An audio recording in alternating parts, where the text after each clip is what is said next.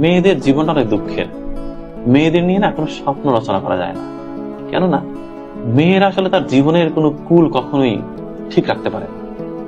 বাবার সংসারে একরকম অ্যাটিচিউড করতে হয় তাকে, বিয়ে হওয়ার পরে স্বামী সংসারে গিয়ে আর এক রকম আচরণ করতে হয়, আবার বৃদ্ধ বয়সে গিয়ে ছেলের সংসারে গিয়ে আর এক রকমের রূপ ধরতে হয়। মানে বলে না নারী বহুরূপী, এই কথাটা না একটা পজিটিভ অর্থ আছে আমার কাছে।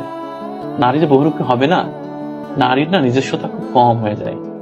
সমাজটা এরকম যে নারীকে বারবার স্রোতের মধ্যে ঠেলে দেওয়া হয়।